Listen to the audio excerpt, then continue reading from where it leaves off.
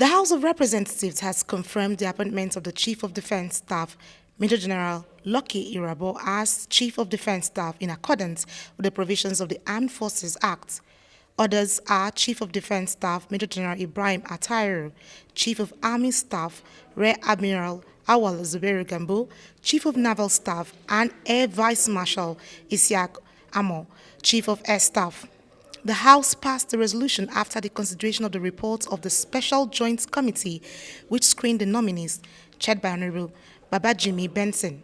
More so, on the floor of the House, legislators, after several debates from the lawmakers, passed the bill on the minimum wage prescription from the exclusive legislative list to the concurrent legislative list to the Special Ad Hoc Committee on Constitution Review. Mr. Speaker, we had minimum wage of 18,000.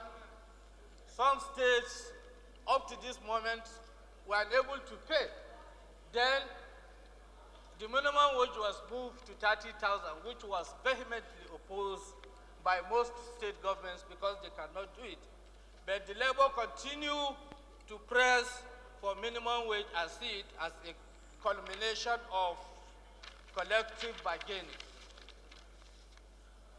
Mr. Speaker, there does not appear any propriety in the federal government imposing the national minimum wage when the resources available to the federal government are at variance with those available to the state government or each state. The resources available to each state differ, and while some states may be able to afford the national minimum wage, others cannot. Minimum wage as enshrined in our constitution now is evil. It's delimiting, it's frustrating, it's prohibitive. I'll give you an example. The rent in Abuja is not the same thing with rent in Abia State, where I come from. Mr. Speaker, the rent in Ikeja differs from the rent in Gwagwalada. Therefore, coming to collectively peg a wage of people who work under different situations, different environment, is hazardous. The welfare of our citizens is very important. And I think as far as the economy of this country is concerned, we are not yet there to allow states to go and determine.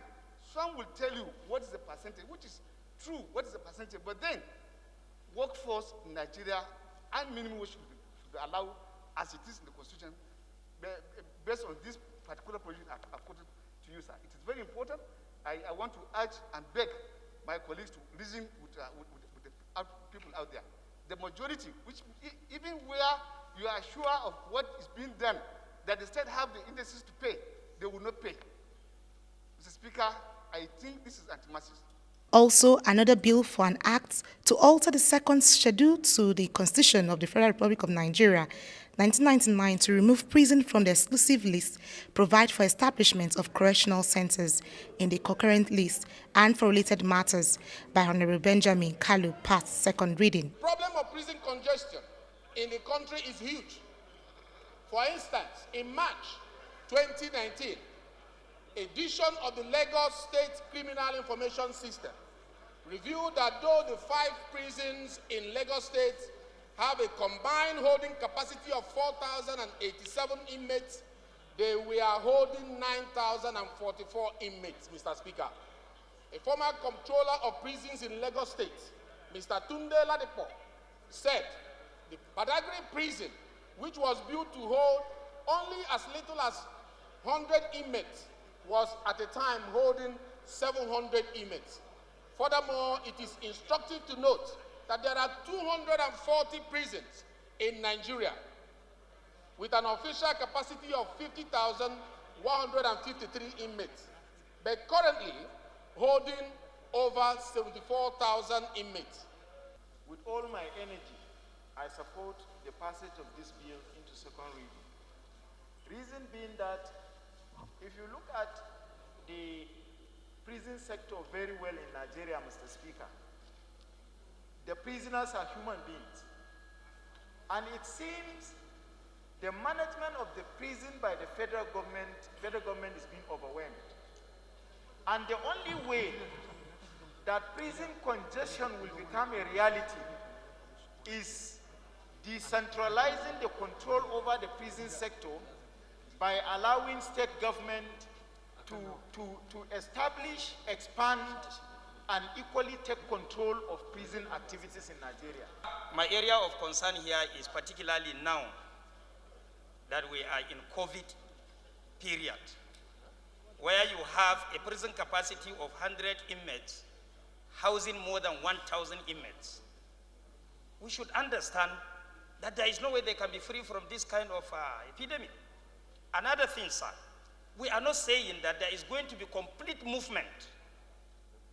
Ben Kalu and we that are supporters of this motion are not saying that there will be completely movement of prison services from federal to state. What we are saying is should be on the concurrent list where there will be power sharing. The House, however, worried that many of the projects awarded by the National Primary Health Care Development Agency were poorly executed have been inundated with complaints of supplies of absolutely different items from the specialization in the Appropriation Act 2020.